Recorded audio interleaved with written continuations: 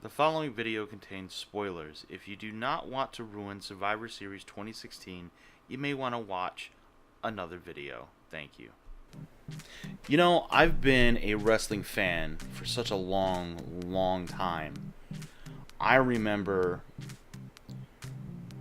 when Sting still wore like the 70s and 80s face paint, and he was in WCW.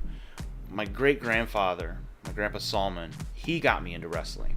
Jake the Snake Roberts, Captain Lou Albano, classic characters like that. Roddy Piper. Roddy was always my favorite, one of my favorite characters. But last night something happened that revolutionized every single thing that has gone on. The way of thinking in WWE has been broken as of last night. If you're not familiar with Goldberg, take Ryback, slim him down, and make him literally that badass. That's who Goldberg was. The first person to ever be touted as totally undefeated in the squared circle and then win a championship. He was unbeatable.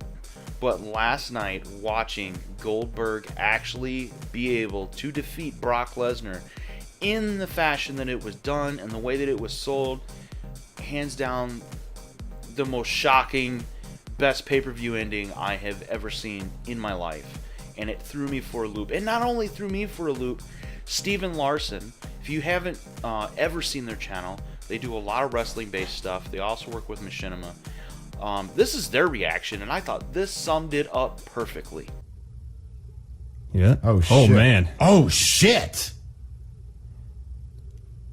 Oh, my God. Oh, my God. Oh, my God. Oh, my God. What the fuck was that? What the fuck? What the fuck was that? Larson, what the fuck just happened? And as you can see, it is totally shocking. Like, you just have to be like, what the fuck is going on? Something is not right in the world. How is this happening?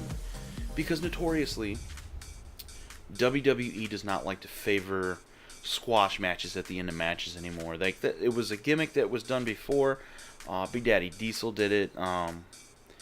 Goldberg was notorious for it. It's something that you don't see anymore. You don't see somebody really get taken to the limit like that. And the reason why is because with a character like Brock Lesnar being built up that basically he could do what he wants. I mean, he was a legit MMA heavyweight champion with the UFC, and then for him to come back to WWE, that has to bring him a lot of clout, a lot of that mystique and that untouchableness is there because of that. And then you bring Goldberg in. And don't get me wrong, I'm a huge Goldberg fan, but it shocked me to know that 12 years removed from being in a wrestling ring, he comes back one night only and dismantles the Beast Incarnate, Brock Lesnar. And the way it was done was really smart. Absolutely beautifully done. Because you can't just have a squash match. You had Brock literally pick up Goldberg and throw him into the turnbuckle and then stand there trying to be the alpha male. Trying to be the dominant person in the ring. Then Goldberg shoves him. He hits the mat and realizes that, alright, this guy's got some fight in him. And then, the coup de grace. When he goes to go stand up, he leaves his back exposed to Goldberg and does not keep a constant line of sight on him. And the moment that happens, Goldberg rushes at him for a spear and hits it out of nowhere. And it was, he hit it. He really hit him.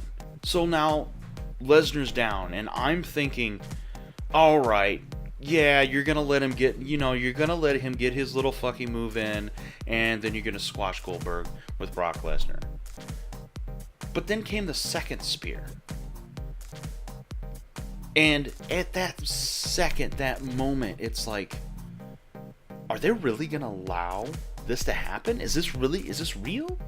You start second guessing, you start hoping, you start praying that this moment actually is going to come to fruition. Because, let's be honest. When's the last time we have had a Goldberg squash match? It's been a long time. Over 12 years. Since people in this generation of wrestling that have came to wrestling within the last 12 years, it didn't necessarily know Goldberg back then. They haven't experienced it live. And it was awesome the way that they pulled it off.